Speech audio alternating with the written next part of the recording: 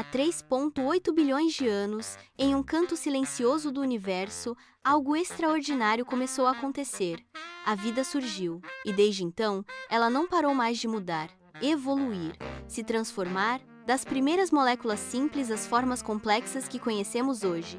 Incluindo você, que está aí assistindo a este vídeo. Você já parou para pensar por que somos assim? Por que certos animais têm formatos tão parecidos mesmo sendo tão diferentes? Como é possível que uma baleia, que vive no mar, tenha ossos semelhantes aos nossos braços? E por que alguns seres vivos parecem ter sido projetados para sobreviver exatamente onde estão? Tudo isso tem uma explicação.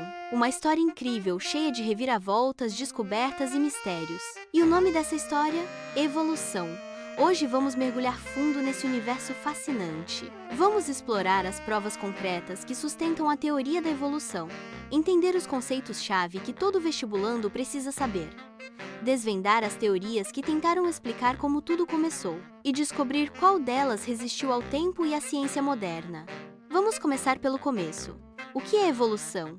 Evolução nada mais é do que a mudança gradual das espécies ao longo do tempo. Os seres vivos que vemos hoje não surgiram prontos, prateados e perfeitos. Eles foram moldados por milhões de anos de adaptações, erros, acertos, mutações e seleções naturais. Mas como sabemos disso? Como podemos provar que uma espécie veio de outra? Como garantimos que essa história não é apenas uma teoria maluca? A resposta está nas evidências da evolução.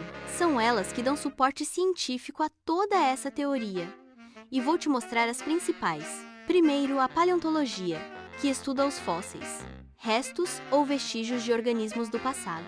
Fósseis são como fotos de família antigas, só que do mundo biológico. Eles nos mostram como os seres vivos eram e como foram se modificando ao longo do tempo.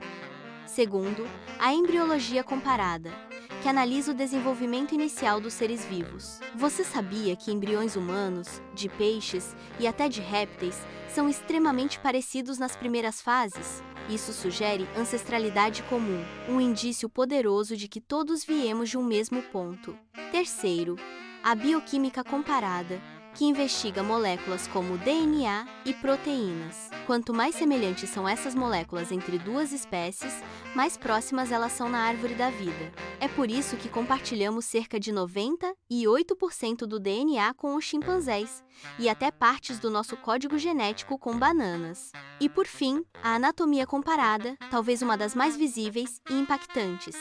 É aqui que entram dois dos conceitos mais importantes para sua prova, homologia e analogia. Vamos lá. Homologia é quando estruturas têm origem embrionária semelhante, mas funções diferentes. Exemplo clássico? A asa de um morcego e a nadadeira de uma baleia. Parecem muito diferentes, certo?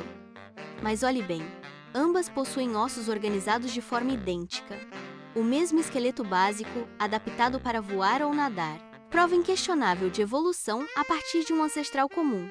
Já a analogia é o oposto, estruturas com funções iguais, mas origem embrionária diferente. Compare a asa de um morcego com a asa de um inseto. Ambas servem para voar, mas uma é feita de ossos e membranas, a outra de quitina e músculos totalmente distintos. Não há ancestral comum direto, apenas adaptação convergente ao ambiente. Essa diferença é crucial para identificar se estamos diante de convergência adaptativa ou divergência adaptativa. Divergência adaptativa, também chamada de irradiação adaptativa, ocorre quando espécies com um ancestral comum se diversificam para ocupar diferentes nichos ecológicos. E adivinha? Elas tendem a ter órgãos homólogos. Lembra das asas do morcego e nadadeiras da baleia? É isso. Já a convergência adaptativa é o contrário. Espécies não aparentadas acabam se tornando parecidas por viverem no mesmo ambiente e enfrentarem pressões ambientais similares. Nesses casos, os órgãos são análogos. Um exemplo marcante é o golfinho mamífero e o tubarão peixe. Ambos têm corpos hidrodinâmicos, barbatanas e caudas semelhantes. Mas evolutivamente, eles vieram de caminhos completamente distintos. E dentro da convergência adaptativa, surge um fenômeno fascinante: o mimetismo. Aqui, um organismo imita outro para ganhar vantagem. Pode ser para se defender, como borboletas inofensivas que se parecem com outras venenosas, ou até para caçar, como aranhas que fingem ser formigas. Na filosofia, mimetismo pode significar imitação, mas na biologia é estratégia pura. Sobrevivência inteligente. Até aqui, já temos as provas, os conceitos e os mecanismos básicos. Mas como tudo isso foi descoberto? Como chegamos a essa teoria? Antes de tudo, havia o fixismo, a ideia de que as espécies foram criadas exatamente como são hoje e nunca mudariam. Era a visão dominante, até que, lentamente, cientistas começaram a questionar. E se não for assim? E surgiram as grandes teorias evolutivas. A primeira delas foi a de Jean-Baptiste Lamarck. Ele propôs duas leis fundamentais: o uso e desuso, e a transmissão das características adquiridas. Em resumo, se um animal usa muito uma parte do corpo, ela se desenvolve. Se não usa, ela atrofia. E essas características podem ser repassadas aos filhos. Um exemplo famoso é a girafa. Segundo Lamarck, girafas com pescoços curtos esticavam-se para alcançar folhas altas. Com o tempo, seus pescoços ficavam maiores, e esse pescoço maior era transmitido aos filhotes. Apesar de errado sob a ótica da genética moderna, Lamarck teve um mérito. Ele conectou a evolução com a adaptação ao ambiente. Depois dele, veio Charles Darwin. Sua teoria, o darwinismo, trouxe uma ideia revolucionária: a seleção natural. Para Darwin, não é o indivíduo que muda durante a vida que passa suas características aos filhos. É o indivíduo que já possui uma característica vantajosa que tem mais chances de sobreviver e se reproduzir. Assim, essa característica se espalha na população. No caso das girafas, segundo Darwin, algumas já nasciam com pescoços mais longos.